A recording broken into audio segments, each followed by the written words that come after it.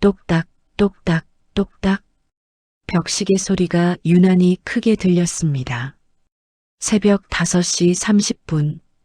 저는 침대 옆 탁자에 놓인 핸드폰을 집어들었어요. 화면이 켜지며 눈부신 빛이 어둠을 갈랐지요. 2023년 3월 15일. 수요일. 제 인생이 완전히 무너진 날이었습니다. 핸드폰은 남편 준호의 것이었어요. 어젯밤 술에 취해 들어온 준호가 거실 소파에 떨어뜨린 채 잠들었던 거죠. 평소 같았으면 그냥 갖다 놨을 겁니다. 하지만 그날은 달랐어요. 새벽 2시, 3시, 4시. 연달아 울린 진동음. 누군가 남편을 기다리고 있었던 겁니다. 저는 화면을 켰어요. 손이 떨렸지요. 비밀번호. 아이들 생일. 1-2-1-8. 열렸습니다. 그리고 저는 그것을 봤어요. 오빠, 아직도 안 자? 보고 싶어 죽겠어. 내일은 꼭 일찍 와줘. 기다리는 거 힘들어. 발신자 미선. 저장된 이름이 아니었어요. 그냥 번호였지요. 10-3847-XXX. 하지만 대화 내역은 한 달이 넘었습니다. 제 손가락이 움직였어요. 위로, 위로, 계속 위로. 2월 28일. 오빠 오늘 호텔 어땠어? 나 너무 행복했어. 2월 21일. 와인 고마워. 오빠 센스 최고야. 사랑해. 2월 14일. 발렌타인데이에 오빠랑 보내서 세상에서 제일 행복해. 발렌타인데이. 그날 준호는 야근한다고 했었어요. 거래처 접대가 있다고. 저는 아이들과 집에서 치킨을 시켜 먹었지요. 6살 지우가 물었었습니다. 엄마, 아빠는 왜 발렌타인데이에도 이래? 저는 대답했어요. 아빠가 우리 위해서 열심히 일하시는 거야. 지우야. 거짓말이었습니다. 전부 거짓말. 저는 계속 스크롤을 내렸어요. 사진들이 나왔지요. 호텔 침대, 와인잔, 얽힌 손, 그리고 키스하는 사진. 남편이었습니다. 제 남편 준호. 심장이 터질 것 같았어요. 귀에서 웅웅거리는 소리가 났지요. 저는 화장실로 달려갔습니다. 토할 것 같았어요. 아무것도 먹지 않았는데 속이 뒤집혔지요. 거울을 봤어요. 35살. 두 아이의 엄마. 10년을 함께 산 아내. 창백한 얼굴이 거울에 비쳤습니다. 눈 밑에 다크서클.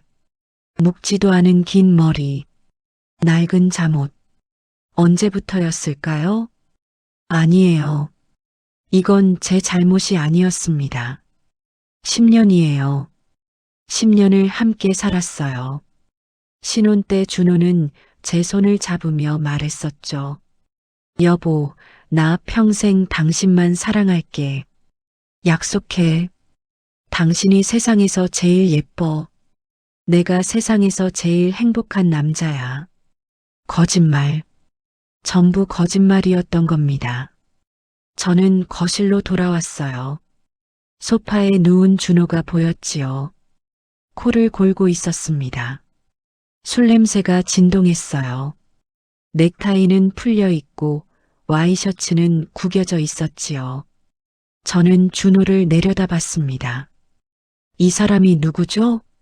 10년을 함께 산 남편. 지우와 서준이의 아빠. 제가 사랑했던 사람. 아니, 사랑한다고 믿었던 사람. 손에 아직 핸드폰이 들려 있었어요. 증거였습니다. 명백한 증거. 책상 서랍에서 수첩을 꺼냈어요. 준호가 쓰던 업무용 수첩이었지요.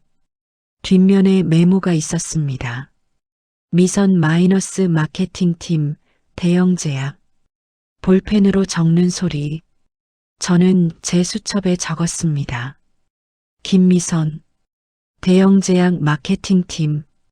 추정 나이 30대 초반. 그리고 핸드폰으로 대화 내역을 전부 캡처했어요. 하나, 둘, 셋. 20장이 넘었습니다. 메시지, 사진, 통화 기록. 새벽 6시가 됐습니다. 평소 같으면 아이들 아침 준비를 시작할 시간이었어요. 하지만 저는 움직일 수가 없었습니다.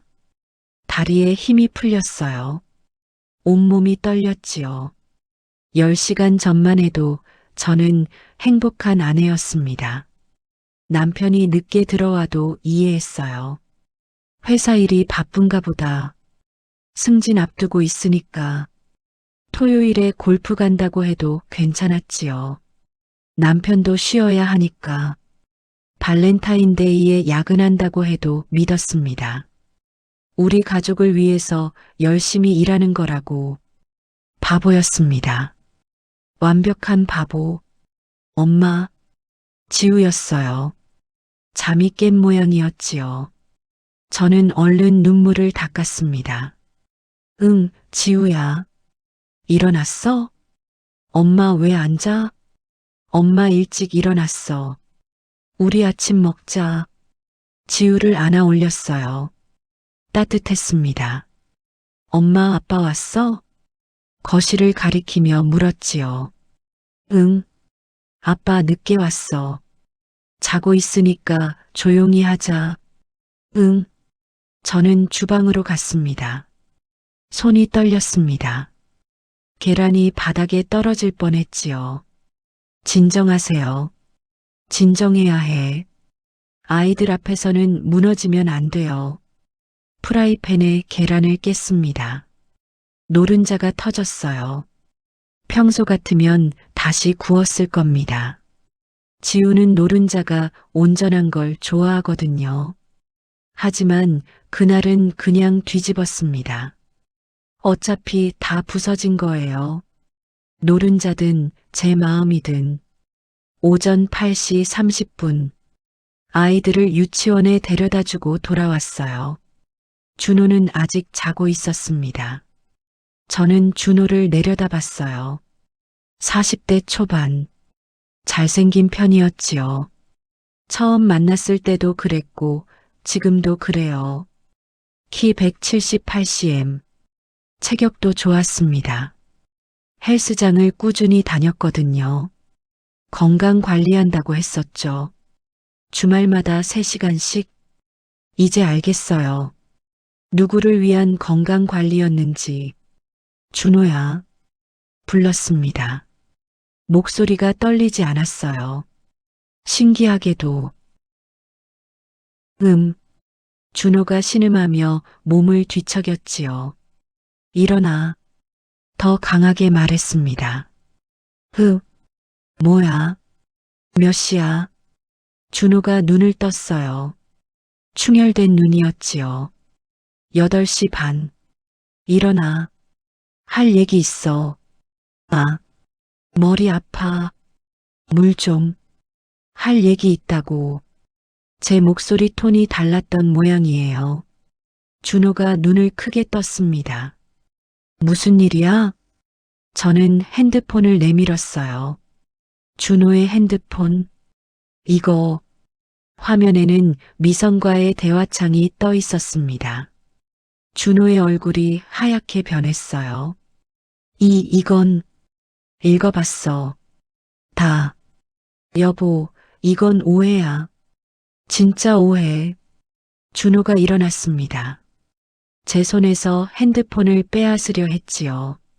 저는 핸드폰을 뒤로 빼며 말했어요. 이미 다 백업했어. 사진도 메시지도 통화 기록도 전부. 준호가 얼어붙었습니다. 앉아. 저는 준호에게 명령했어요. 처음으로요. 10년 만에. 준호는 천천히 다시 소파에 앉았습니다. 저도 맞은편 소파에 앉았지요. 그리고 물었습니다. 언제부터? 뭐가? 미선이랑 언제부터 만났어? 준호는 고개를 숙였어요. 여보, 대답해. 작년 겨울부터, 작년 겨울. 서준이 돌잔치 준비하던 때였습니다. 저는 밤낮 없이 돌잔치 준비하고 친척들 연락하고 케이터링 업체 알아보고 있었어요. 그때 준호는 회식 많다고 했었죠. 연말이라 회사가 바쁘다고. 회식이었어? 연말 회식? 미안해. 사과하지 마. 물어본 것만 대답해. 목소리가 놀랍도록 차갑게 나왔어요. 제 목소리 같지 않았습니다. 어떻게 만났어? 거래처 직원이야. 대형 제약 마케팅팀. 알아. 이름도 알고 나이도 짐작가. 그게 아니라 어떻게 시작됐냐고. 준호가 손으로 얼굴을 감쌌어요. 회식 자리에서 처음엔 그냥 동료였어. 근데 자꾸 연락이 오고 그러다가 자꾸 연락이 와서 그래서 잤어? 대답해. 제 목소리가 커졌습니다. 준호가 움찔했어요. 미안해. 정말 미안해. 사과는 나중에 해. 지금은 사실만 말해. 몇 번이나 만났어? 잘 모르겠어.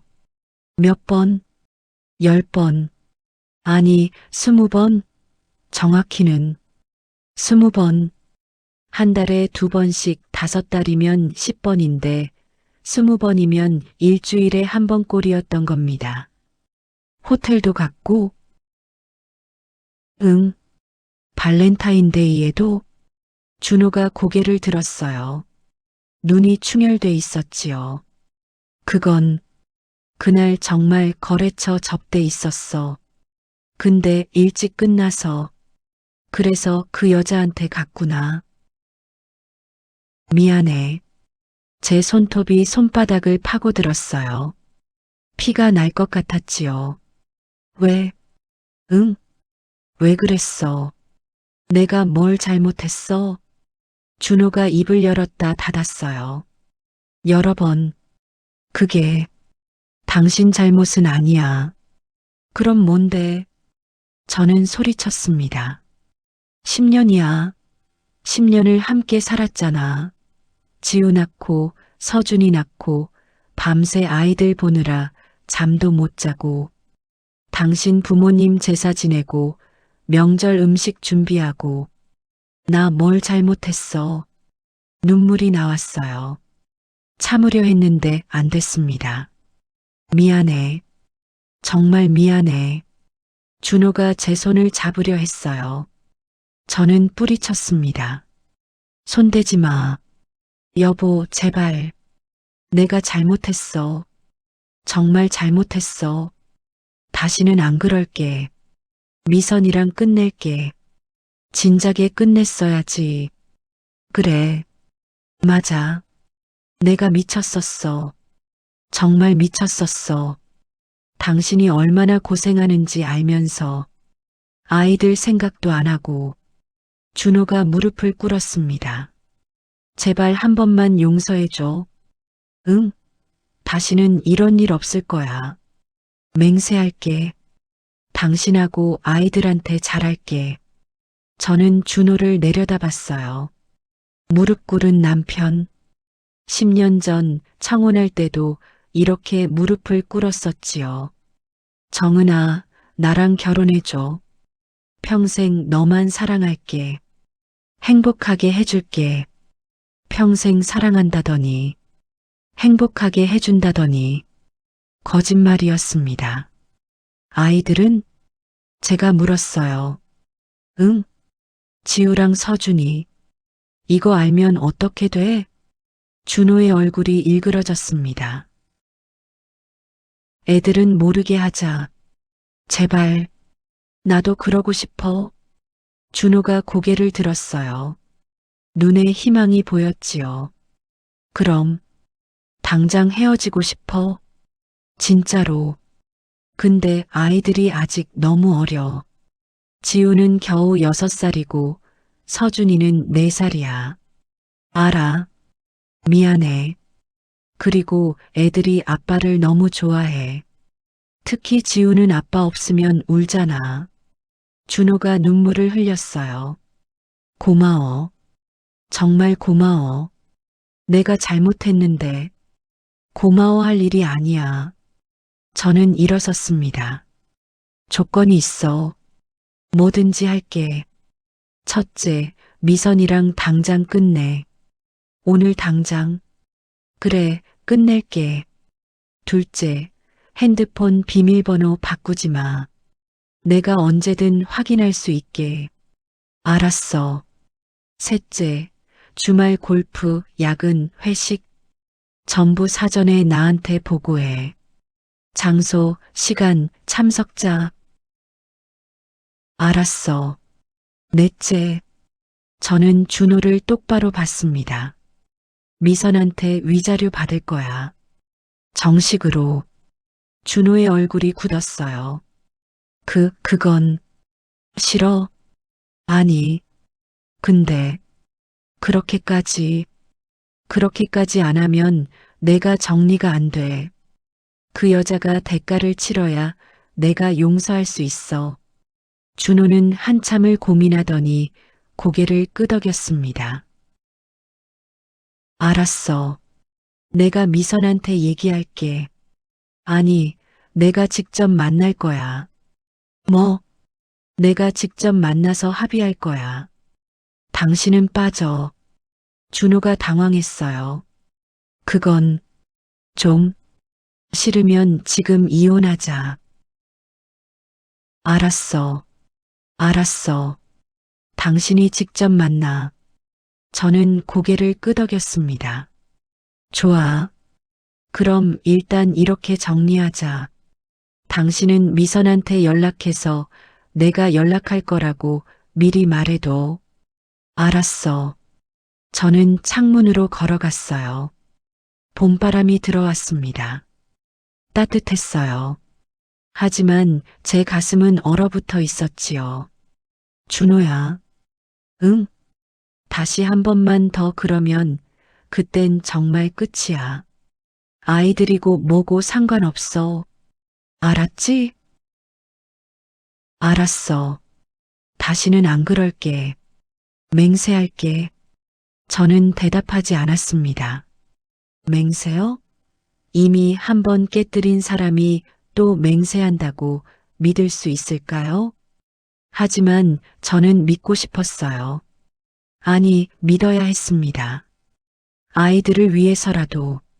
사흘 후, 저는 강남역 근처 카페에서 미선을 만났습니다.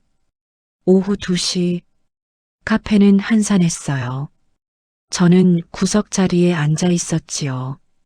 아이스 아메리카노를 주문했지만 한 모금도 마시지 않았습니다. 문자가 왔어요. 준호에게서요. 미선이 방금 출발했대. 15분 후 도착. 괜찮아? 내가 같이 갈까? 저는 답장했습니다. 혼자 할게. 신경 쓰지 마. 10분쯤 지났을까요? 한 여자가 들어왔습니다. 30 초반으로 보였어요. 키 165cm 정도. 긴 생머리에 화장이 진했지요. 검은색 블라우스에 베이지색 치마. 명품 가방을 들고 있었습니다. 샤넬이었어요. 여자가 제 테이블로 다가왔습니다. 정은 씨? 미선이었어요. 목소리는 생각보다 낮았습니다. 허스키한 톤이었지요. 앉으세요. 저는 웃지 않았어요. 표정 관리도 하지 않았습니다. 미선이 앉았어요.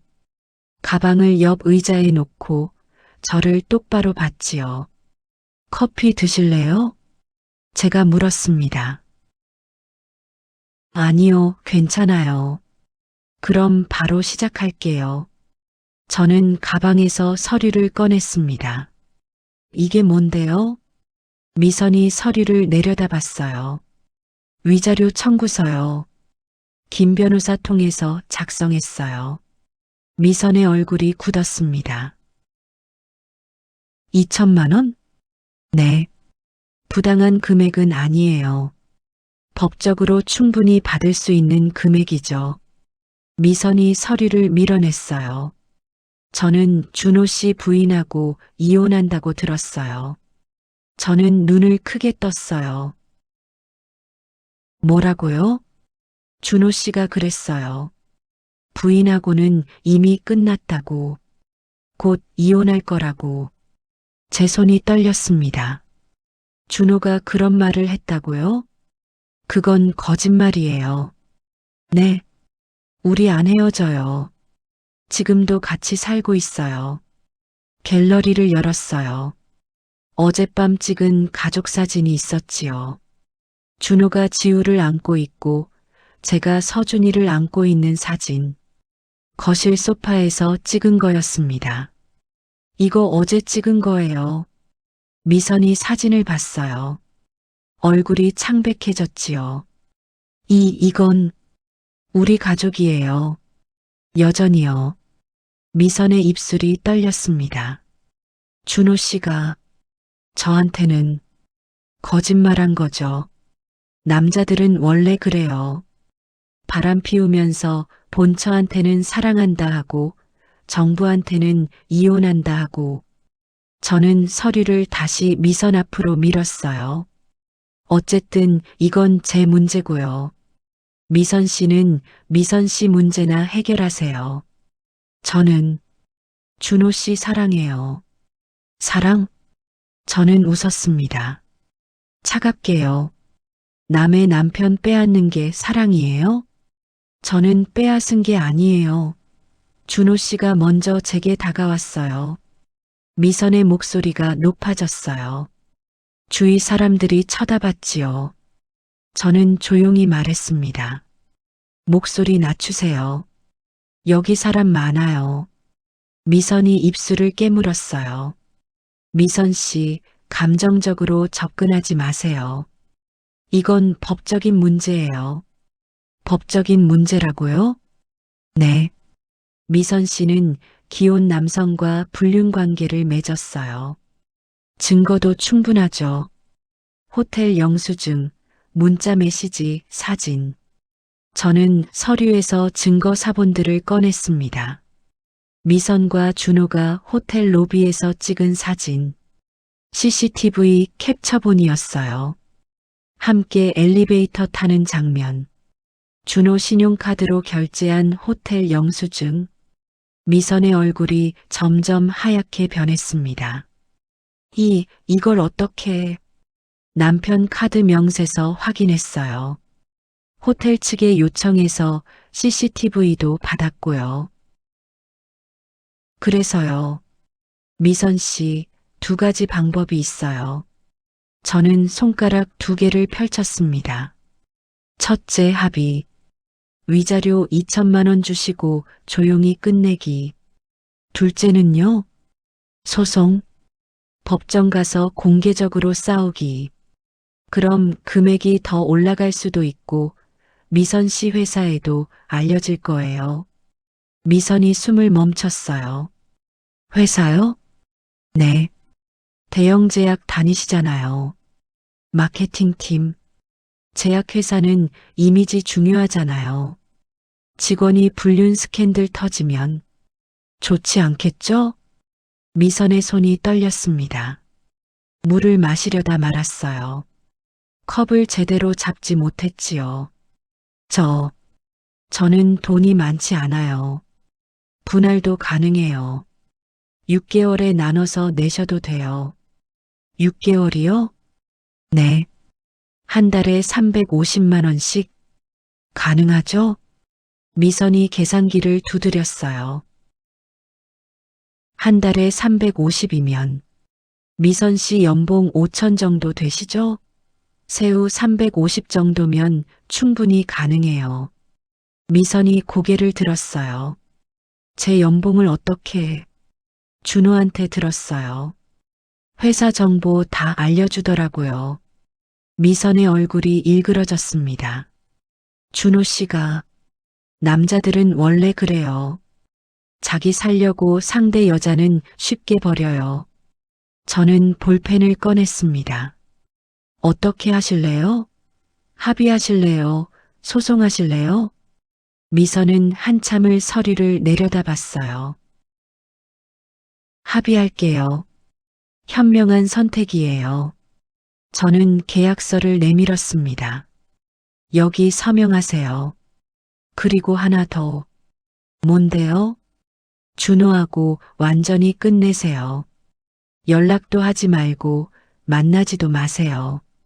만약 다시 만나면 이 계약은 무효고 추가 손해배상 청구할 거예요. 미선이 입술을 깨물었어요. 서명했습니다. 김미선. 삐뚤빠뚤한 글씨였어요. 손이 떨린 흔적이 보였지요. 첫 납입은 이번 달 말까지예요. 계좌번호 여기 있어요. 알겠어요. 미선이 일어섰습니다. 가려다 멈췄어요. 저를 돌아봤지요. 정은 씨, 네. 준호 씨 잘 붙잡고 계세요. 무슨 말씀이세요? 저 같은 여자 또 생길 테니까요. 미선이 나갔습니다. 저는 혼자 남았어요. 식은 아메리카노를 마셨습니다. 쓰고 떨궜어요. 하지만 승리했습니다. 첫 번째 싸움에서요. 그런데 왜 이렇게 허전할까요? 2천만 원을 받아냈는데, 법적으로 이겼는데, 왜 이렇게 슬픈 걸까요? 한 달이 지났습니다. 미선에게서 첫 입금이 들어왔어요. 김미선 님이 350만 원을 입금하셨습니다. 저는 통장 정리하며 그 금액을 받지요. 350만 원. 하지만 기쁘지 않았어요. 준호는 달라진 것 같았습니다. 일찍 들어왔어요. 저녁 7시면 집에 도착했지요. 다녀왔어. 응, 왔어? 일찍 왔네. 오늘 일 일찍 끝났어. 애들은 방에서 놀고 있어. 지우야, 서준아, 아빠 왔다. 아빠. 준호는 주말마다 아이들과 시간을 보냈습니다. 놀이공원도 가고, 동물원도 가고, 영화도 봤어요. 지우야, 회전목마 탈래? 응, 아빠랑 같이 타자. 저는 그 모습을 보며 생각했어요. 이제 괜찮은 건가? 다시 예전으로 돌아가는 건가? 어느 금요일 저녁이었습니다. 준호가 퇴근하지 않았어요. 연락도 안 됐지요. 밤 10시 준호에게서 문자가 왔습니다. 미안. 며칠 생각 좀 해야 할 것 같아. 집에 안 들어갈게. 저는 전화를 걸었어요. 꺼져 있었습니다. 다음 날 아침 시어머니한테서 전화가 왔어요. 준호 어디 있니? 연락이 안 되는데. 저도 모르겠어요. 불안했습니다. 월요일이 됐어요. 준호는 여전히 소식이 없었지요. 저는 남편 회사에 전화했습니다. 부장님께서 휴가 내셨는데요. 휴가? 화요일 오후 준호의 친구 동수에게서 전화가 왔어요. 형수님, 준호 봤어요? 못 봤어요. 무슨 일이에요? 아, 그게 준호가 미선이랑 다시 만나는 것 같아요. 전화기를 떨어뜨릴 뻔했습니다. 뭐라고요? 어제 준호를 봤는데 미선이랑 같이 있더라고요. 제가 물어봤더니 준호가 같이 살기로 했대요. 귀가 멍멍했어요. 어디서 사는데요? 강남 쪽 오피스텔이라고 하던데. 저는 전화를 끊었습니다. 아이들이 거실에서 놀고 있었어요. 지우가 저를 봤지요. 엄마, 왜 울어? 저는 웃으려고 했어요. 하지만 눈물이 멈추지 않았습니다. 그날 밤 저는 잠들지 못했습니다. 준호가 집을 나갔어요.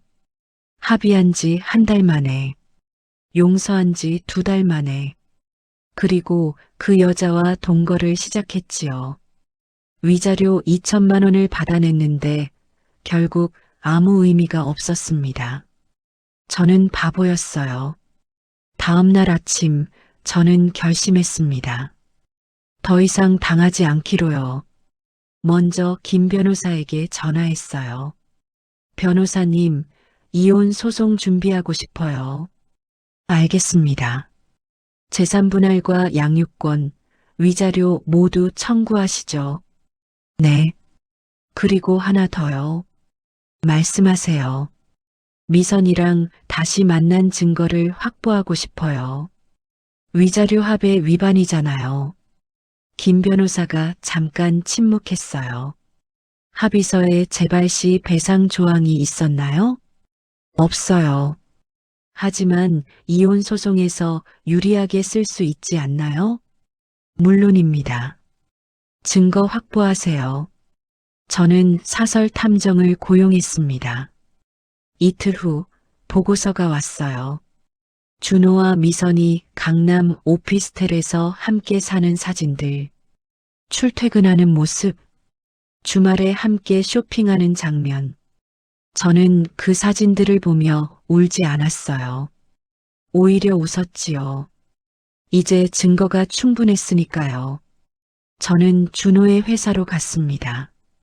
부장급인 준호는 회사에서 깨끗한 이미지였어요. 가정적이고 성실하다고 알려져 있었지요. 저는 인사팀장을 만났습니다. 부장님 부인이시죠? 무슨 일이세요? 남편이 불륜으로 집을 나가 다른 여자와 동거 중입니다. 이 사실을 회사에서 알아야 할 것 같아서요. 서류를 내밀었어요. 탐정 보고서였지요. 팀장의 얼굴이 굳었습니다.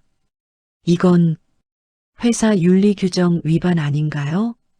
임원 승진 예정자가 이런 사생활 문제를 일으키면요. 준호는 다음 달 임원 승진 심사를 앞두고 있었습니다. 팀장이 한참을 고민하더니 말했어요. 부인, 이건 개인 문제라서. 개인 문제가 아니에요. 회사 이미지 문제죠. 만약 이게 외부로 알려지면 어떻게 되겠어요? 저는 일어섰습니다. 일주일 드릴게요. 그때까지 회사에서 조치 안 하시면 저는 직접 움직일 겁니다. 사흘 후 준호한테서 전화가 왔어요. 당신 도대체 뭐 하는 거야? 회사까지 찾아가서. 내가 먼저 시작했잖아. 나는 끝을 보는 것뿐이야. 이혼하자는 거야? 그래, 하자. 근데 아이들은 내가 키울 거야. 저는 웃었습니다. 내가 불륜으로 집 나간 내가 양육권을 받을 수 있을 것 같아? 돈은 내가 더 많이 벌잖아. 법원은 경제력만 보지 않아. 양육 환경, 도덕성, 아이와의 유대관계 다 봐. 내가 이길 거라고 생각해? 준호가 말을 못했어요. 그리고 하나 더. 미선이랑 합의한 거 기억해? 위자료 2천만 원. 근데 너희 다시 만났잖아. 그건 사기야. 합의금 사취. 미선이 감옥 갈 수도 있어. 준호의 숨소리가 거칠어졌어요.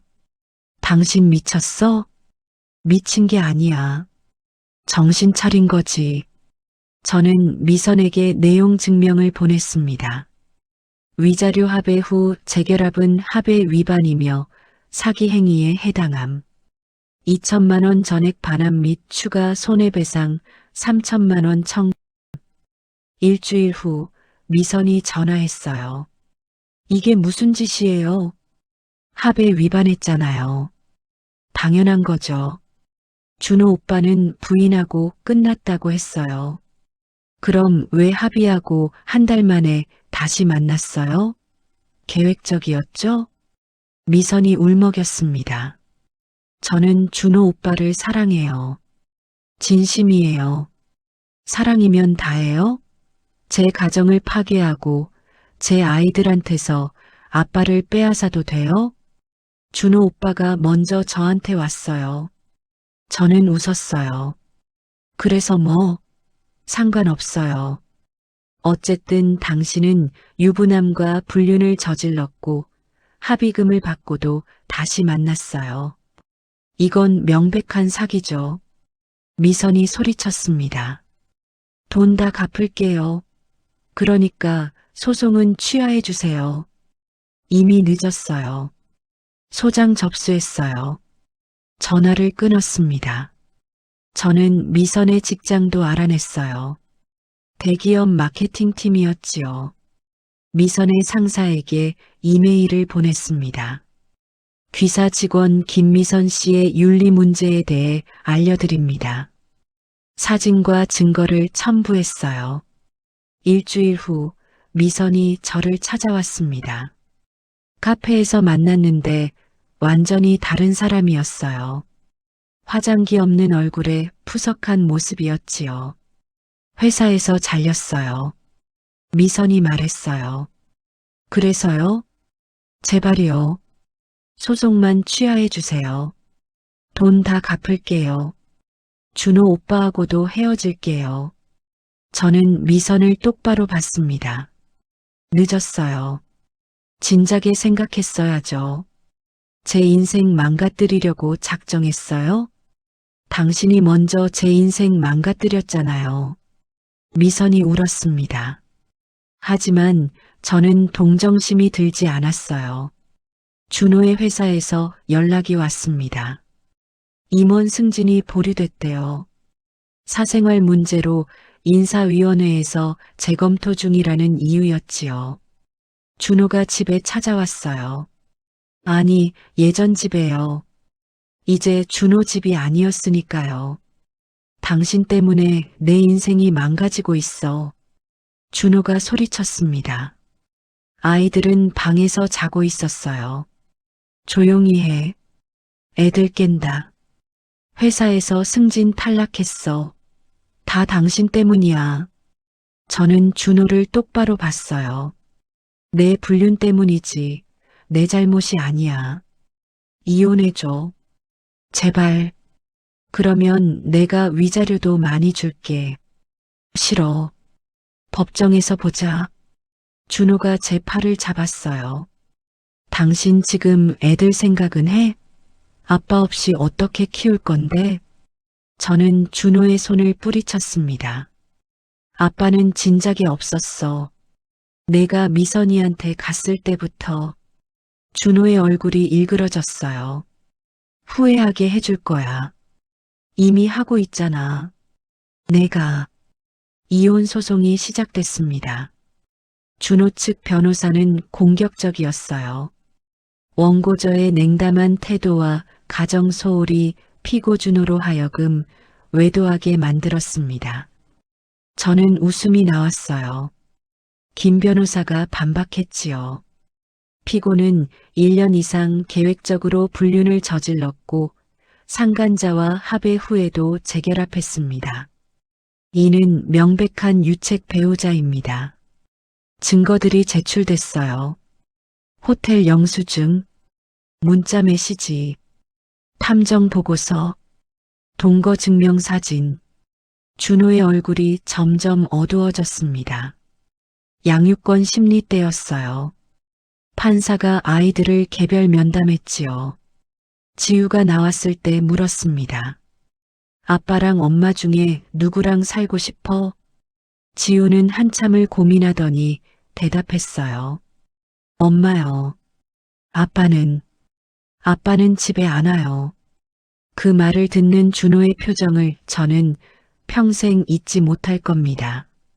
재산 분할 때는 더 치열했어요. 준호는 재산을 최대한 숨기려 했지요. 하지만 저는 준비가 되어 있었어요. 10년간의 통장 거래 내역, 부동산 등기부, 주식 계좌, 숨긴 게 하나도 없었습니다. 판사가 판결을 내렸어요. 피고의 유책이 명백하므로 위자료 5천만 원, 재산분할 6대4 양육권은 원고에게 부여하며 양육비는 월 200만 원으로 한다. 준호가 벌떡 일어났어요. 이건 말도 안 돼. 판사가 망치를 두드렸습니다. 조용히 하세요. 미성과의 소송도 진행됐어요. 합의금 반환 및 손해배상 청구였지요. 미선은 변호사도 없이 혼자 나왔습니다. 돈이 없어요. 회사도 잘렸고 구직도 안 되고. 판사가 물었어요. 피고는 합의 후 왜 다시 만났습니까? 저는 사랑했어요. 진심으로. 합의 당시 재결합 의사가 있었습니까? 미선이 대답하지 못했어요. 판사가 판결을 내렸습니다. 합의 위반이 명백하므로 합의금 2천만 원 전액 반환 및 손해배상 2천만 원, 총 4천만 원을 원고에게 지급하라. 미선이 주저앉았어요. 어떻게 그 돈을? 저는 법정을 나서며 뒤돌아보지 않았습니다. 판결 후 한 달이 지났습니다. 준호는 회사를 그만뒀어요. 승진 탈락에 소송 스트레스까지 겹쳐서 견디지 못한 거였지요. 미성과도 헤어졌대요. 돈 문제로 싸우다가 끝났다고 들었습니다. 준호는 혼자 작은 원룸에서 살고 있었어요. 양육비는 2달째 밀렸고 위자료는 분할로 겨우 내고 있었지요. 어느 날 준호한테서 문자가 왔습니다. 미안하다. 정말 미안하다. 내가 미쳤었다. 다시 시작할 수 없을까? 저는 답장하지 않았어요. 다음 날 또 왔지요. 애들이 보고 싶다. 제발 한 번만 보게 해줘. 저는 변호사와 상의했습니다. 면접 교섭권은 준호에게도 있어요. 거부하시면 안 됩니다. 알아요. 근데 양육비 안 내잖아요. 그건 강제 집행으로 해결하세요. 주말에 준호가 아이들을 만났어요. 지우와 서준이는 아빠를 보고 좋아했지만 예전 같지 않았어요. 아빠, 왜 집에 안 와? 지우가 물었습니다. 준호는 대답하지 못했어요. 아이들을 데려온 준호는 저를 봤지요. 정말 미안해. 내가 잘못했어. 용서해줘. 저는 고개를 저었습니다. 늦었어. 진작에 생각했어야지. 준호가 무릎을 꿇었어요. 제발, 다시 시작하자. 애들한테도 아빠가 필요하잖아. 저는 준호를 내려다봤습니다. 아빠는 필요해. 근데 내가 아니야. 너는 자격이 없어. 1년이 지났습니다. 저는 작은 카페를 열었어요. 위자료와 재산 분할로 받은 돈으로요. 아이들은 학교와 유치원에 잘 다니고 있었지요. 처음엔 힘들었어요. 아침마다 아이들 챙기고 카페 열고 저녁엔 숙제 봐주고. 하지만 행복했습니다. 진짜 행복이었어요. 더 이상 배신당할 걱정이 없었고 눈치 볼 필요도 없었지요. 미자 언니가 카페에 왔어요. 잘 지내네? 얼굴 밝아졌어. 언니 덕분이에요. 많이 도와주셔서. 아니야. 내가 용감했어. 보통 사람은 못해. 저는 커피를 내오며 웃었어요. 용감한 게 아니에요. 그냥 더 이상 참을 수 없었을 뿐이에요. 준호 소식도 들렸어요. 재취업에 실패하고 아르바이트로 겨우 생활하고 있대요. 미선은 고향으로 내려갔다고 들었습니다. 빚에 쫓겨서요. 저는 그들에게 복수했습니다. 법적으로, 사회적으로, 경제적으로. 하지만 가장 큰 복수는 따로 있었어요. 제가 행복해진 거였지요. 어느 일요일 오후였습니다. 카페 문이 열리고 준호가 들어왔어요. 한 달에 한 번 아이들을 만나는 날이었지요. 애들 어디 있어? 뒤에서 놀고 있어. 데리고 가. 준호는 한참을 서 있다가 물었어요. 너 행복해? 저는 고개를 끄덕였습니다. 응, 너무. 준호의 얼굴이 일그러졌어요. 나는 매일 후회해.